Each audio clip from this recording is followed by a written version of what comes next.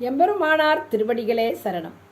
ஸ்ரீசைலேச தயாபாத்திரம் தீபக்தியாதி குணார்ணவம் யதீந்திர பிரவணம் வந்தே ரம்யஜா மாதரம் முனி.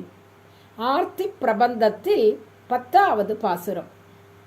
இந்த பாசுரத்தில் மணவாள மாமுனிகள் தன் நெஞ்சிடம் ஒரு அழகான விஷயத்தை சொல்கிறார். ஆழ்வார்களின் திவ்ய பிரபந்த பாசுரங்களை பார்த்தோமானால் ஆழ்வார்களை காட்டிலும் ஆழ்வார்களின் நெஞ்சமானது எம்பெருமானிடத்தில் செல்ல மிகவும் ஒரு துறை உண்டாகி அதுபடி துரிதமாக செயல்படும் என்று அந்த பாசுரங்களில் நாம் பார்க்கலாம். இப்போ முதலாழ்வார்களை எடுத்துக்கொண்டாலும் சரி, திருமங்கை ஆழ்வார் பாசுரத்திலும் தன் நெஞ்சிடம் அவர்கள் அழகாக ஒரு விஷயத்தை காட்டுவார்கள். உளன்கண்டாய் நல் நெஞ்சே உத்தமனென்று உளன்கண்டாய் என்று நெஞ்சை நல் நெஞ்சு என்று சொல்கிறார். ஏன் ஆழ்வார் தம்முடைய நெஞ்சை நல் நெஞ்சு என்று சொல்ல வேண்டும் என்றால் அதற்கு என்ன அர்த்தமாம்? எம்பெருமானை பற்ற வேண்டும், அவனது கல்யாண குணங்களை அனுபவிக்க வேண்டும், அவன் திருவடிக்கு போய் தான் கைங்கரியம் செய்ய வேண்டும். இதுதான் ஆழ்வாருக்கு அவரோட மனசு உள்ளது. இதை அவர் வெளிப்படுத்தும் பொழுது அந்த நெஞ்சுகிட்ட சொல்கிறாராம் நல் நெஞ்சு என்று. ஏனென்றால் ஆழ்வார் ஒரு படி போக வேண்டும் என்று நினைக்கும் பொழுதே ஆழ்வாரை காட்டிலும் ஆழ்வாரது நெஞ்சமானது துரிதமாக செயல்படுமா. அதனால் ஆழ்வார் நினைக்கிறதுக்கு முன்னாடியே ஆழ்வாரது நெஞ்சு ஓடி போய் எம்பெருமான் கிட்டக்க அவர் திருவடியை பற்றி விடுமா, அவரது கல்யாண குணங்களை அனுபவிக்க அப்படியே துடிக்குமா. அதனால் தன்னை காட்டிலும் தம்முடைய நெஞ்சானது அவ்வளவு வேகமாக துரிதமாக அந்த எம்பெருமான் விஷயத்தில் செயல்படுகிறது என்பதால் ஆழ்வார்கள் நல் நெஞ்சு என்று சொல்லுவார்கள். அதே போலத்தான் மாமுனிகளும் இந்த ஆர்த்தி பிரபந்தத்தில் 10வது பாசுரத்தில் தம்முடைய நெஞ்சிடம் சொல்கிறார். யாரெல்லாம் எம்பெருமானாரின் திருவடியை பற்றி இருக்கிறார்களோ அவர்களுக்கு உஜ்ஜீவனம் என்று காட்டுகிறார் இந்த ஆர்த்தி பிரபந்த பாசுரங்களை. அப்படி எம்பெருமானாரின் திருவடியே தஞ்சம் என்று இல்லாதவர்கள் மறுபடியும் இந்த இதெல்லாம் அனுபவித்து கொண்டு இந்த பிறப்பு இறப்பில் மாட்டிக்கொண்டு இந்த சம்சார பந்தத்திலேயே இருப்பார்கள். அதனால் எம்பெருமானாரின் திருவடியை பற்ற வேண்டும். பற்றினால்தான் இப்படிப்பட்ட ஒரு கர்மாதீனமான ஒரு தேக யாத்திரையை முடித்துவிட்டு அந்த நித்திய செல்வத்தை அடையலாம் என்பதற்காக தன்னுடைய நெஞ்சிடம் இப்படி விட்டுடாத, எம்பெருமானாரின் திருவடியே தஞ்சம் என்று இருக்க வேண்டும் அப்படின்ட்டு சொல்கிறார். ஏன்னா உபதேச ரத்தின மாலையில் கூட தன்னோட நெஞ்சுக்கிட்ட சொல்கிறார், ஆழ்வார்களையும் அருளி செயல்களையும் தாழ்வார் யார் நினைக்கிறார்களோ அவர்கள் கிட்ட கூட போகக்கூடாதுன்னு தன்னோட நெஞ்சுக்கிட்ட சொல்கிறார். எப்பொழுதும் சென்று அணுக கூசி திரிங்கிறார். அப்போ அந்த உபதேசம் அங்கே நெஞ்சுக்கு சொல்கிறார், கிட்டக்க கூட போகக்கூடாதான். அப்பேற்பட்ட அந்த ஆழ்வார்களோட ஸ்ரீசுக்தி யாராவது ஒருத்தர் குறைவாக பேசிவிட்டா அந்த பக்கமே போகக்கூடாது தன் நெஞ்சுக்கு சொல்வது போல இந்த இடத்துல ரொம்ப அழகாக அந்த எம்பெருமானாரின் திருவடியை விட்டு அகலக்கூடாது. அப்படி யார் எம்பெருமானாரின் திருவடியை விட்டு அகன்றார்களோ அவர்களுக்கு மறுபடியும் இந்த தேக யாத்திரை மறுபடியும் சிக்கிண்டு சம்சாரத்தில் தான் இருந்து உழன்று கொண்டு இருப்போம். அதனால் நாம் ஜீவிக்க வேண்டும், உஜ்ஜீவிக்க வேண்டும் என்றால் அந்த எம்பெருமானாரின் திருவடியே பற்ற வேண்டும், அதுவே கதி என்று இருக்க வேண்டும் என்று தம்முடைய நெஞ்சுக்கு இங்கே சொல்கிறார். ரொம்ப அழகான பாசுரத்தில் அந்த எம்பெருமான் திருவடி யார், அந்த எம்பெருமானின் திருவடியாக இருப்பவர் யார், அந்த திருவடியை பற்றியவர் யார் என்று ஒரு அழகழக அப்படியே ஒரு புஷ்பம் எப்படி இப்படி கொஞ்சம் கொஞ்சமாக மலருமோ அதே போல இந்த விஷயத்தை நமக்கு மாமுனிகள் காட்டுகிறார். பூமகள் கோன் தென்னரங்கு பூமகள் கோன் தென்னரங்கு பூங்கழற்கு பாதுகமாய் பூமகள் கோர் தென்னரங்கு பூங்கழற்கு பாதுகமாய் தாமகிழும் செல்வச்சடகோபர் தேமலர்தாட்கு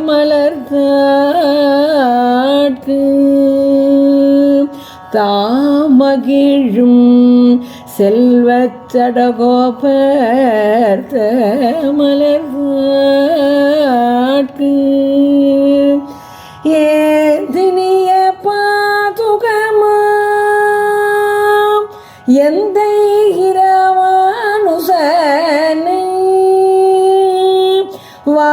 வாய்தனது வாய்தனது வாய்தனது நெஞ்சமே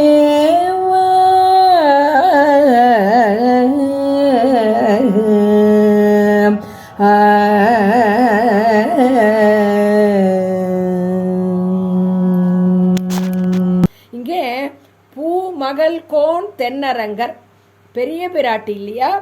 அந்த பூமகள் என்றால் அந்த தாமரை பூவில் எப்பவும் பத்மேஸ்திதாம் பத்மவர்ணாம்ட்டு பத்மாட்சியும் அப்படின்னு அவளை தாமரை புஷ்பத்தோடையே வர்ணிக்கிறது. வேதங்களும் அப்படிதான் சொல்றது, இதிகாச புராணங்களும் பிராட்டியை அப்படித்தானே சொல்றது. ஏன்னா அந்த பத்மா வனாலயாம்ட்டு இருக்கக்கூடியவள், அந்த பத்ம வனாலயம் பத்மினி பத்மகந்தினின்ட்டு தாமரை பூன்னு அவ்வளவு ஆசையா பிராட்டிக்கு.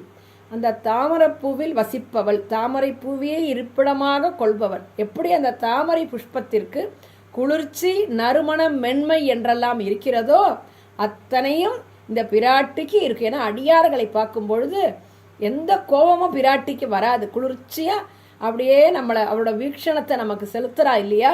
அதனால தானே பெருமாளுடைய கோபத்தையுமே இந்த பிராட்டி தானே அப்படியே குளிர்ச்சி பண்றா அப்படின்னு நம்ம பிள்ளலோகாச்சாரில் சாதிக்கிறார் இல்லையா? அதனால அப்பேற்பட்ட எம்பெருமானுக்கு கோபம் வந்தாலும் சீற்றம் வந்தாலும் இந்த பிராட்டி இவளோட வீக்ஷணத்தை காட்டி அடியார்களை ஏற்றுக்கொள்ள வேண்டும், எல்லாம் நம்முடைய குழந்தைகள் என்று இந்த பிராட்டி சொல்றதுனால தான் அந்த எம்பெருமானும் தன்னுடைய சீற்றம் குறைந்து எப்பேற்பட்ட மகா பாவியாக இருந்தாலும் பொறுப்பது இவளுக்காக. ஏன்னா இவள் தாயாய் இவர்கள் கிளேசம் பொறுக்க மாட்டாதே, அவளுக்கு பத்தினியாய் இனிய விஷயமாய் இருக்கையாலே கண்ணழிவற்ற புருஷகாரம் என்று புள்ளலோகாச்சார் சாதிக்கிறார். இந்த பிராட்டி எப்படி இருக்கா? இந்த பக்கம் பார்த்தா குழந்தைகள் இல்லையா? இவள் தாயா, எல்லாருக்கும் தாய், ஜனனி இல்லையா? சமஸ்தலோக ஜனனீம் அப்படின்றதுனால லோகத்துக்கெல்லாம் தாயாக இருப்பவள், ஈஸ்வரீம் சர்வபூதானாம்ட்டு வேதமும் சொல்றது இல்லையா? துவம் மாதா அப்படின்றதுனால துவம் மாதா தேவ தேவேச்ச தேவதேவோ ஹரிப்பிதான்ட்டு வேதம் சொல்றது. இதிகாச புராணங்கள்லாமும் அவள் அப்படிதான் சொல்றது பிராட்டிய. அப்போ அந்த பிராட்டியானவள் எல்லாருக்கும் மாதாவாக இருக்கார். அதனால இவள் தாயாய் அப்ப என்ன பண்றா? இவர்கள் கிளேசம் பொறுக்க மாட்டாதே, இந்த சம்சாரத்தில் இவர்கள் உழன்று உழன்று இவர்களுக்கு ஒரு கஷ்டப்பட்டுட்டே இருக்கா இல்லையா? பகுதா சந்தத துக்கவர்ஷினின்ட்டு அளவந்தா சாதித்தபடி இந்த துக்க சமுத்திரத்தில் இவர்களெல்லாம் உழன்று கொண்டு இருக்கிறார்களே, ஐயோ இவர்களை காப்பாற்ற வேண்டுமே, இவர்களை கரை சேர்க்க வேண்டுமேன்ட்டு எப்படி பாடுபடுறா பிராட்டி. அதனால இந்த பக்கம் பார்த்தா இந்த சேத்தனர்கள் ஜீவாத்மாக்களுக்கெல்லாம் தாயாக இருக்கா இல்லையா? அதனால இவள் தாயாய் இவர்கள் கிளேசம் பொறுக்க மாட்டாதே, அவனுக்கு பத்தினியாய் அப்பா என்ன பண்றா? அவங்கிட்டக்க இந்த சேத்தனர்கள் சார்பாக போய் வாதாடி அவனை மயக்கிறா இல்லையா? அதனால எப்பேற்பட்ட ஒரு கோபமா இருந்தாலும் இவளுக்கு என்ன நீரிலே நெருப்பு கிளறுமா போலேங்கிறார் புள்ளலோகாச்சார். அது மாதிரி ஒரு கோபம், ஏன்னா இவ்வளோ பாவத்தை பண்றானா அப்படின்ட்டு ஒரு சேத்தனர்கள்ட்ட இருந்தா கூட ஐயோ அவனும் நம் குழந்தை தான், நமக்கு இன்னொரு சந்தர்ப்பம் கொடுப்போம், அவனை ஏற்றுக்கொள்ளுங்கள் சொல்லி பொறுப்பது இவளுக்காகன்ட்டு இவளோட ஒரு புருஷகாரம். இவள் நமக்காக பரிந்துரை பண்றா இல்லையா? அப்படிப்பட்டவளாம். அதனால தான் இந்த பூவை சொல்றது, பூவை போல மென்மையாக இருப்பாள், சர்வகந்தகா சர்வரசகான்ட்டு எப்பவும் சுகந்தமாக இருக்கக்கூடியவள் பிராட்டி இல்லையா? ஏதோ கந்தத்வாராம் துராதர்ஷான்ட்டு வேதம் சொல்றது. அப்பேற்பட்டவளாம். அதனால தாமரை புஷ்பத்திற்கு நறுமணம், குளிர்ச்சி, மென்மை, இந்த சௌகுமாரியம் என்று சொல்லக்கூடிய மென்மையானவள் அவள். இவ மனுஷர்கள்லாம் தப்பு பண்ணுவாளா அப்படின்னு கேட்பாளாம். அவள் அப்படி கூட மனுஷா லோகத்துல உண்டா அப்படின்னு இருக்கக்கூடியவள் இல்லையா? இல்லை யார் தப்பு பண்ணாம இருக்கா லோகத்துல அப்படின்ட்டு யாருக்காவது ஒரு கட்டம் வந்துடுச்சுன்னா தாங்கவே முடியாதான், அவ்வளவு மென்மையான ஒரு குணம் படைத்தவர் இல்லையா?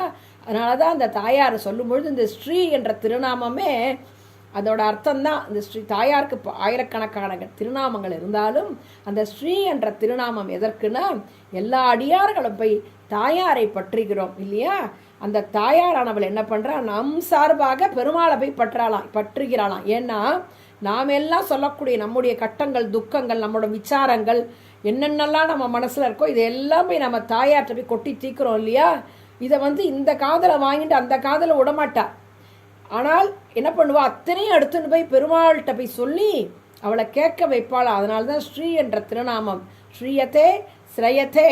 அது மாதிரி பெருமாளை தானும் கேட்டு பெருமாளையும் கேட்க வைக்கிறா இல்லையா. ஸ்ருணோதி ஸ்ராவயத்தின்ட்டு இந்த ஸ்ரீ சப்தத்துக்கு பொருள் சொல்லுவார்கள். தாயாருக்கு ஸ்ரீ என்றால் என்ன? நாம் போய் தாயாரை ஆசிரியிக்கிறோம், பற்றுகிறோம். அந்த தாயார் நம் சார்பாக பெருமாளை பற்றுகிறாள். நாம் நம்முடைய துக்கங்களை தாயாரிடம் பகிர்கிறோம். நம் துக்கங்களை எல்லாம் எடுத்துக்கொண்டு போய் பெருமாளை கேட்க வைக்கிறாள். தான் கேட்டு பெருமாளை கேட்க வைக்கிறாள். இதுதான் இந்த ஸ்ரீ சப்தத்துக்கு பொருள் கூறுவார்கள். அப்பேற்பட்ட அந்த சுகந்தமாகவும் இருப்பவள், மென்மையாகவும் இருப்பவள், தாங்க மாட்டாள் நம்மளோட கஷ்டங்கள். அதனால தான் இன்னி கூட தாயாரை சேவிச்சுட்டு தான் பெருமாளை சேவிக்கிறோம் இல்லையா. அதனால் இந்த இடத்துல சுகந்தமாகவும் இருப்பவள், மென்மையாகவும் இருப்பவள், குளிர்ந்த திருவள்ளம் இல்லை, தாமரை பூ புஷ்பம் என்று சொன்னாலே இது மூன்றும் சொல்லுவார்கள். அப்படிப்பட்ட பூமகள்கோன் தென்னரங்கர், அந்த பெரிய பிராட்டியாருக்கு வல்லபனாய் இருக்கக்கூடிய தென்னரங்கர் எம்பெருமான் இருக்கார் இல்லையா, அவரோட பூங்கழற்கு பாதுகமாம். அப்பேற்பட்ட அந்த ரங்கநாதனின் திருவடி யார் அப்படின்னா நம்மாழ்வார். ஏன்னா சொல்லும் பொழுது நம்ம என்ன சொல்கிறோம், பெருமாளோட திருவடி நம்மாழ்வார் என்று சொல்கிறோம். அந்த நம்மாழ்வாரோட திருவடி யார் அப்படின்னா அது நம்முடைய ராமானுஜர். அந்த ராமானுஜருடைய திருவடி யார் அப்படின்னா மணவாள மாமுனிகள். ஏன்னா என்ன சொல்லுவார்கள், குன்றம் எடுத்தான் அடிசேர் ராமானுசந்தால் பிடித்தார் பிடித்தாரை பற்றின்ட்டு பிள்ளை உறங்கா வெள்ளிதாசர் இயல் சாத்தில் சொல்கிறோம் இல்லையா. நன்றும் திருவுடையோர் நானிலத்தில் எவ்வுயிருக்கும் ஒன்றும் குறையில்லை ஓதினோம் குன்றமெடுத்தான் அடிசேர் ராமானுசந்தால் பிடித்தார் பிடித்தாரை பற்றி. குன்றம் எடுத்தான் அடிசேர். யார் குன்றம் எடுத்தான்? கண்ணன் எம்பெருமான் துவாபர யுகத்தில் அந்த ஸ்ரீமன் சாக்ஷா ஸ்ரீமன் நாராயணன் கண்ணனாக அவதாரம் செய்தான் இல்லையே. ஏஷ நாராயண ஸ்ரீமான் ஸ்ரீரார்ணவ நிகேதனகா நாகபரியங்கம் சுருஜ்ய ஹியாகதோ மதுராம் புரிம்ட்டு பரமபதத்தில் இருந்து ஷீராப்தி என்று சொல்லக்கூடிய திருப்பார்கடலுக்கு வந்து அவதாரம் செய்தான். அந்த திருப்பார்கடலிலிருந்து இங்கே மதுராம்புரிக்கு வந்தான்ட்டு ஹரிவம்சம் சொல்றது இல்லையா. எதற்காக வந்தான் என்றால் நம் போன்றவர்களும் கலந்து பரிமாற வேண்டும். தர்ம சம்ஸ்தாபனார்த்தாய் சம்பவாமி யுகேகன், தர்மத்தை நிலைநாட்ட வேண்டும். அதனால் அங்கே வந்து ஒரு இடைக்குளத்தில் பிறந்து சாமானிய ஒரு இடைப்பையனாகவே அங்கே இருந்து எம்பெருமான் தன்னுடைய வடிவழகை காட்டி எல்லாரையும் மயக்கி தன்னிடம் சேர்த்து கொண்டான் இல்லையா. அப்போ அந்த கோவர்தன மலையை தூக்கினான். அதுதான் குன்றம் எடுத்தான் அடி. அப்போ குன்றம் எடுத்ததுன்னா அந்த இந்திரன் கோபத்தினால இப்படி கல் மழையை பொழிஞ்சான். அப்போ திருவாய்ப்பாடியில் இருக்கிற மாடு கண்ணுலேருந்து அத்தனை பேரும் அவ்வளோ கஷ்டப்பட்டா இல்லையா. அப்போ அந்த கோவர்த்தன மலையே கொடையாக எடுத்து பிடிச்சானாம். இங்கே பராசர பட்டர் சொல்லுவார், இந்திரன் கல்மழையை பொழிஞ்சதுனால அந்த கல்லாக இருந்த கோவர்த்தன மலையை எடுத்து குடையாக பிடிச்சான் கண்ணன் எம்பெருமான். ஒருவேளை இந்திரன் ஜலத்தினால வந்து ஒரு மழையை பொழிய வச்சா எம்பெருமான் கண்ணன் என்ன பண்ணியிருப்பான் தெரியுமா? சமுத்திரத்தையே எடுத்து கொடையாக பிடிச்சிருப்பான். கல்மழையாக இருந்ததால் கல்மலையை கொடையாக பிடித்தான். இந்த ஜலமழையாக இருந்துடுத்துனா ஜலத்தையே எடுத்து கொடையாக பிடிக்கக்கூடிய அளவுக்கு அவனுக்கு அப்பேற்பட்ட சர்வ சக்தன் இல்லையா அவன். அதனால அப்போ குன்றம் எடுத்தான் அடி. அப்போ அந்த கண்ணன் எம்பெருமான் கோவர்த்தன மலையை தூக்கி திருவாய்ப்பாடியில் உள்ள எல்லாரையும் மாடு பசு கன்றுகளிருந்து பெரியவா வரைக்கும் அத்தனை பெரிய கோபாலர்களெல்லாம் காப்பாற்றினான் இல்லையா. அப்பேற்பட்ட அந்த எம்பெருமானின் திருவடியாக இருப்பவர் நம்மாழ்வார். அதனால்தான் குன்றம் எடுத்தான் அடிசேர் ராமானுசன். அந்த நம்மாழ்வாரின் திருவடி யாருன்னா பூமண்ணு மாது பொருந்திய மார்பன் புகழ் மலிந்த பாமண்ணு மாறன் அடி பணிந்து உய்ந்தவன் அப்படின்றதுனால மாறன் அடி பணிந்து உய்ந்தவன். அந்த நம்மாழ்வாரின் திருவடியாக இருப்பவர் சுவாமி ராமானுஜர். அதனால் அந்த சுவாமி ராமானுஜரோட திருவடி யாருன்னா அந்த எல்லை நிலம் சொல்கிறோம் இல்லையா. ஆச்சாரியர்கள் திருவடி யார் அப்படின்னா சிஷ்யர்களில் இங்கே சுவாமி மணவாள மாமுனிகளை இங்கே சொல்கிறார். அவரோட திருவடியாக இருப்பவராம். இப்போ எம்பெருமான் சொல்லும் பொழுது எம்பெருமானுக்கு அனந்த கருட விஸ்வக்சேன நித்தியசூரிகள்லாம் இருக்கா. இப்போ பூமகள்கோன் தென்னரங்கன் இங்கே சாதிக்கிறார். இப்போ எம்பெருமானுக்கு நித்தியசூரிகள் தானே பிராதானியம். ஏன்னா முதல்ல ஆதிசேஷன் அனந்தகா பிரதமம் ரூபம்ட்டு முதல்ல ஆதிசேஷன் தயாராக இருப்பார். அதுக்கு பிறகு பார்த்தா கருடாழ்வார் தாசசகா வாகனம் ஆசனம் துவஜோங்கிறார் ஆள வந்தார். அதுக்கு பிறகு விஸ்வக்சேனர். இப்போ இவாள்லாம் இருக்கச்ச அவர்களையெல்லாம் சொல்லாமல் அப்போ யாருக்கு பிராதானியம் கொடுக்கப்பட்டது என்றால் அந்த எம்பெருமானின் திருவடியாக நம்மாழ்வார் சொல்லப்பட்டுள்ளது. அதே போல நம்மாழ்வார் என்று நாம் எடுத்துக்கொண்டோமானால் அப்போ நாதமுனிகள் ஆள வந்தார். இப்படி அவருக்கு உண்டான சிஷ்ய பரம்பரைகள் எல்லாம் இருக்கா. அவளெல்லாம் சொல்லலை. இல்லை மதுரகவி ஆழ்வார் இருக்கார், அவளெல்லாம் சொல்லாமல் இங்கே யாரை சொல்கிறான்னா ராமானுஜருக்கு ஒரு ஏற்றம் கொடுக்கப்பட்டுள்ளது. அந்த ராமானுஜரை பார்த்தாலும் முதலியாண்டான் இருக்கிறார், குரத்தாழ்வான் இருக்கார் இல்லையா. இப்போ அவர்களெல்லாம் சொல்லாமல் இங்கே மணவாள மாமுனிகள், ஏன்னா இவரோட தன்னுடைய எதிராஜ வம்சத்திலேயே சாதிக்கிறார், இந்த விஷயங்களை காட்டுறார் இல்லையா. அப்படிப்பட்ட அந்த ஏற்றம், ஏன்னா விபவாவதாரம் போல இருக்கக்கூடிய இந்த ராமானுஜர் காலத்திலேயே எப்படி ராமானுஜருக்கு எப்படி அந்தரங்கமாக இவர்களெல்லாம் சிஷ்ய பரம்பரைகள் எல்லாம் இருந்தார்களோ, குரத்தாழ்வான் இருந்தார் இல்லையா, அதே போல் குரத்தாழ்வானும் அவருக்கு ஏற்றமாக இருந்தார். ஆழ்வான் ஆண்டான்லாம் எப்படி இருந்தார்களோ அதே போல் மணவாள மாமுனிகள் காலத்திலையும் மணவாள மாமுனிகளாகட்டும் எறும்பி அப்பாவாகட்டும் எல்லாருமே என்னென்னா எம்பெருமானார் திருவடிகளே சரணம், எம்பெருமானார் திருவடிகளே தஞ்சம் என்று இருப்பவர்கள் இல்லையா. அதனால் அந்த திருவடி யார் அப்படின்னா எம்பெருமானாரின் திருவடி மணவாள மாமுனிகளாக இருக்கிறதுனால அப்பேற்பட்ட ஏற்றம் கொண்டவர் நம்முடைய சுவாமி மணவாள மாமுனிகள். அதைத்தான் இங்கே என்ன சொல்றார், தன்னோட நெஞ்சிக்கு சொல்லும் பொழுது பூமகள் கோன் தென்னரங்கன் பூங்கழற்கு பாதுகமாம் இருக்கக்கூடிய தாம் மகிழும் செல்வச் சடகோபர் சொல்லிட்டு தேமலர் தாட்கு அப்படி தேன் ஒழுகு நல்ல பரமபோக்கியமாக இருக்குமா. எப்படின்னா எம்பெருமானோட திருவடியுமே அப்படிதான் தஸ்ய பூர்ணா மதுனா பதானின்ட்டு அந்த தேனே மலரும் திருப்பாதம் நம்ம சொல்கிறோம் பெருமாளை சொல்லச்ச. அதே மாதிரி தான் எம்பெருமானோட திருவடி அவ்வளோ விசேஷமான அந்த கதா புனஷங்க ரதாங்க கல்பக துவஜார விந்தாங்குஜ வஜ்ரலாஞ்சனம் திரிவிக்ரமத்வ சரணாம்புஜத்வையும் மதிய மூர்தானம் அலங்கரிஷ்யத்திங்கிறார். என்னைக்கு அடியேனுடைய ஒரு சிரசை அலங்கரிக்க போவது அப்படின்னு ஆள வந்தார். கேட்டுட்ட மாதிரி அப்பேற்பட்ட ஒரு ஏற்றம் பொருந்திய திருவடி இல்லையா. அந்த திருவடிக்கு யார் பாதுகையா அப்படின்னா நம்மாழ்வார். அதான் தேமலர் தாட்கு ஏந்தினிய பாதுகமாம் எந்தை ராமானுசனை வாய்ந்தனது நெஞ்சமே அப்படிப்பட்ட அந்த ராமானுசனை பற்றி இருக்க வேண்டும். ராமானுசர் எம்பெருமானார் திருவடிகளே சரணம் என்று இருக்க வேண்டும். அதுதான் நமக்கு அவ்வளவு உஜ்ஜீவனத்துக்கு கொடுக்கக்கூடியது. எது என்றால் எம்பெருமானார் திருவடியே தஞ்சம் என்று இருக்கணுமா. அதான் பாதரேகை, அவர் பாதரேகை தான் நமக்கு தஞ்சம். எப்படி ராமனது ஒரு துகள் அகலைய ஒரு சாபத்தை போக்கிட்டு இல்லையா, ராமன் திருவடியே வைக்கலையா. திருவடி வைக்கிறதுக்கு முன்னாடியே அந்த திருவடி தூள்பட்ட இடத்துலையே இந்த கல்லாக இருந்த அகலி அப்படியே அவளை சாபத்தை போக்கி பவித்திரமாக ஆனாள் இல்லையா. அதை போல தான் ராமானுஜருக்கும், அவர் ராமன் இவர் ராமானுஜன், அந்த ராமானுஜருக்கும் அதே போல பாவனத்துவம் பவித்திரமாக இருக்கக்கூடியது, நல்ல புனிதமாக இருக்கக்கூடியதில் மங்களகரமாக இருக்கக்கூடிய அந்த திருவடியாம். இந்த திருவடி வைபவம் என்று சொல்லும் பொழுது ராமானுஜர் காலத்திலேயே யாருக்கு எம்பெருமானாரின் திருவடி அதை ஆராதனை பண்ணி அதை சேவித்து கொண்டு அந்த எம்பெருமானார் திருவடிக்கே ஆராதனை என்று இருக்கக்கூடிய ஒரு பேர் கொங்கில் பிராட்டிக்கு தான் கிடச்சிதான். அதாவது ஒரு சமயம் என்ன ஆயிற்று, சோழ ராஜாவின் ஒரு உபத்திரவத்தினால் சுவாமி ராமானுஜர் மற்றும் சில சிஷ்யர்கள் எல்லாரும் இந்த நாட்டை விட்டு பக்கத்து ஒரு மாநிலத்துக்கு போகிற மாதிரி ஆயிடுத்தான். இந்த மேல்நாட்டு சைடாக மேற்கே அவர்களெல்லாம் பிரயாணப்படுத்தி கொண்டு அவர்கள்லாம் சென்று கொண்டு இருந்தார்களாம். அப்பொழுது சுவாமி ராமானுஜர் சன்னியாசியாக இருந்ததுனால அந்த சன்னியாசி அந்த வேடத்தோடு போனால் ஏதாவது ஒரு பிரச்சனை வரும் என்பதால் அந்த காஷாயம் திரிதண்டத்தெல்லாம் வச்சுட்டு வெள்ளை சாத்தி கொண்டு சாமான்யமாக நம்போல இருக்கக்கூடியவர்கள்லாம் எப்படி வஸ்திரங்கள் வெண்மை கலரில் வெண்மை நிறத்தில் எப்படி இது உடுத்தி கொண்டு இருக்கிறார்களோ அதே போல் அந்த மாதிரி ஒரு வேஷ்டி வஸ்திரங்களை எல்லாம் இவர்கள் தரித்து கொண்டு இவர்களெல்லாம் சென்று கொண்டு இருக்கிறார்கள். ஒரே மழை காலம், எங்கே பார்த்தாலும் ஒரே மழை, ஒரே இருட்டு, ரொம்ப கஷ்டம்.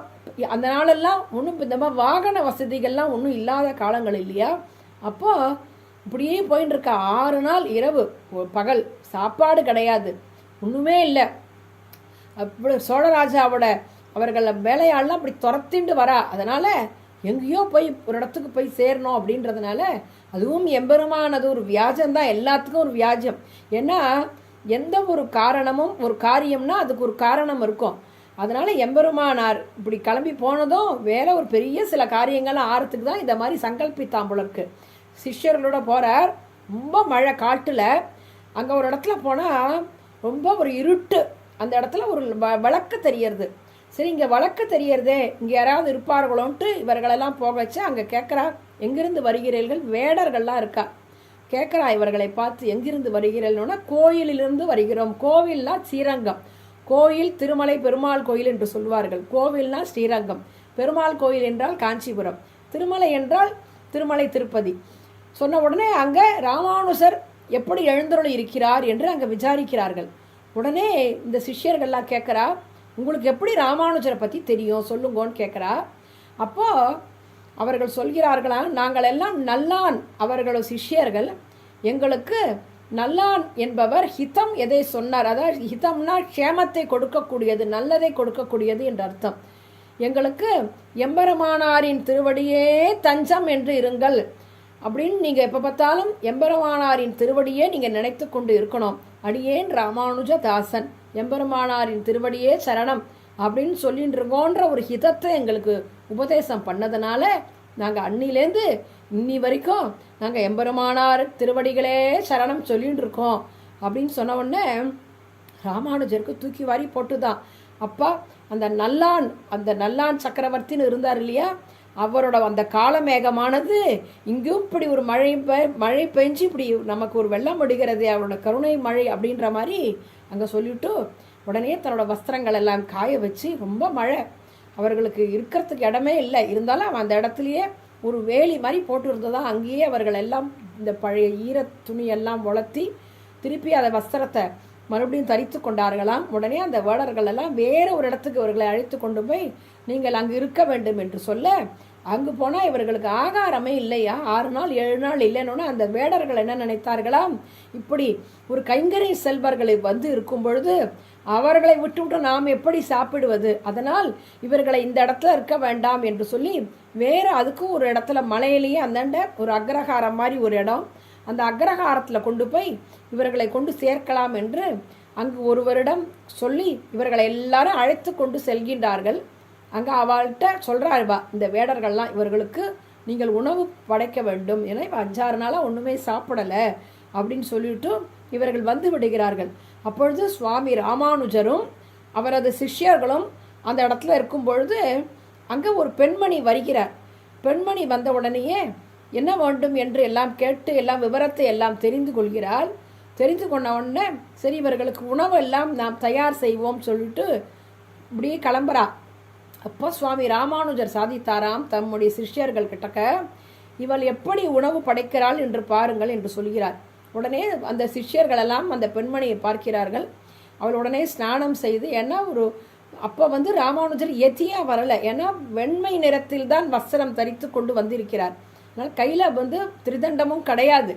சிஷ்யர்களோட சிஷ்யராக தான் அவரும் எழுந்துள்ள இருக்கார். இருந்தாலும் இவர்கள் இந்த மாதிரி ஒரு கோவில்லேருந்து இப்படி வராளேன்னு உடனே எங்கிருந்து வருகிறீர்கள் என்று கேட்க, கோவில் சொன்ன உடனே அந்த பெண்மணி கேட்கிறார், சுவாமி ராமானுஜர் திருமேனி பாங்கா எழுந்துள்ள இருக்கிறாரா அப்படின்னு கேட்ட உடனே அவர்களுக்கு தூக்கி வாரி போட்டுதான். உங்களுக்கு எப்படி தெரியும் அப்படின்னு கேட்குறா. உடனே அப்போ சொல்கிறார், ஒரு காலத்தில் நாங்கள் இந்த இடத்துல இருந்து வசித்து கொண்டு இருந்தோம், அப்பொழுது ஒரே பஞ்சம் கொடுத்து ரொம்ப கஷ்டப்பட்டோம், அதனால் இந்த ஊரை விட்டு சில நாள் அங்கே ஸ்ரீரங்கத்தில் திருவரங்கத்தில் நாங்கள் இருந்தோம். அப்போ மச்சில் இருக்கச்ச சுவாமி ராமானுஜர் 7 இடத்துக்கு மாதூகரம், அதாவது அந்த உஞ்சவிருத்தி மாதிரி 7 இடத்துல பிக்ஷை வாங்கிறதுக்கு வருவா. அப்படி வரும்பொழுது ஆற்றுல அப்போ அடியன் அவற்றை கேட்டேன், உம்மை சுற்றி ராஜாக்கள் போல் பிரபுக்கள்லாம் வரும்பொழுது நீர் எதுக்கு இப்படி இந்த மாதிரி இப்படி உஞ்சவிருத்திக்கு இப்படி வர வேண்டுமா அப்படின்னு கேட்டாராம். அப்போது அதுக்கு அவர் பதில் சொன்னாராம், அவர்களுக்கெல்லாம் நான் பல நல்ல விஷயங்கள் எல்லாம் பகவத் விஷயத்தை சாதிக்கிறதுனால அவர்கள் எல்லாம் என் பின்னாடி வருகிறார்கள் என்று ராமானுஜர் சொன்னவுடன் உடனே இந்த பெண்மணியும் கேட்டாலாம், ஆகில் அடியேனுக்கும் ஏதாவது ஒரு ஆத்மாவுக்கு ஏதாவது கொடுக்கக்கூடாதா, ஆத்மக்ஷேபத்துக்குன்னு ஏதாவது கொடுக்கக்கூடாதா அப்படின்னு சொன்ன உடனேயே அவர் உடனே ஒரு துவய மகா மந்திரத்தை இவளுக்கு உபதேசம் பண்ணுறார்.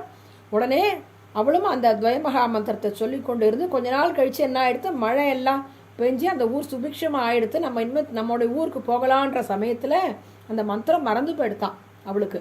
உடனே அவள் மறுபடியும் ராமானுஜர்கிட்ட சேவித்து, தேவரீர் சாதித்த அந்த மந்திரத்தை மறந்து விட்டேன், எனக்கு ஏதாவது ஒரு ஹிதத்துக்கு ஏதாவது ஒன்று பண்ணணும்னு மறுபடியும் அவர் அந்த மந்திரத்தை அவளுக்கு உபதேசம் பண்ணி தம்முடைய பாதுகையை அவர்கிட்ட கொடுக்குறாளாம். தான் எப்படி பாதுகை சாத்து கொண்டு இருந்தாரோ அந்த பாதுகையை அந்த அவள்கிட்ட கொடுக்குறா. கொங்கில் பிராட்டி என்று திருநாமம் அவளுக்கு. அந்த கொங்கில் பிராட்டிக்கு தம்முடைய பாதுகையை கொடுத்ததுனால அந்த பாதுகையை தான் தினமும் இவள் ஆராதனை பண்ணி கொண்டு வந்து கொண்டு இருக்கிறார். அப்போ இது இப்படி இருக்கும் பொழுதுதான் இவர்கள் எல்லாரும் இப்போ அந்த ராமானுஜரை முன்னிட்டு எல்லா சிஷ்யர்களும் இங்கே வந்தார்கள்.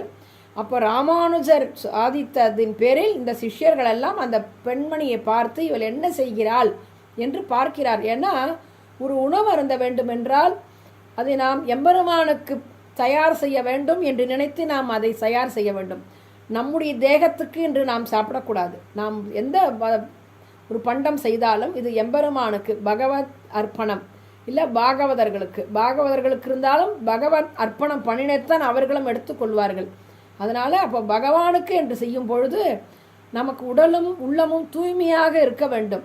எப்படி ஒரு சின்ன குழந்தைய நம்ம அப்படி சுத்தம் இல்லாமல் நாம் தூக்கிக்க மாட்டோம் இல்லையா, அதே போல் ஒரு பாவம். இந்த பகவான் என்பவன் ஒரு பாவத்தை தான் எதிர்பார்க்கிறான், மனசுத்தி. அதனால் பார்க்குறார், அவன் அழகாக அந்த பய பக்தியோட தான் அழகாக தீர்த்தம் ஆடிவிட்டு அந்த எம்பெருமானுக்கு அமுது செய்யறதுக்கு பதிலாக அந்த பாதுகைக்கே அவள் அந்த தலிகையெல்லாம் அமுது படைக்கிறாள்.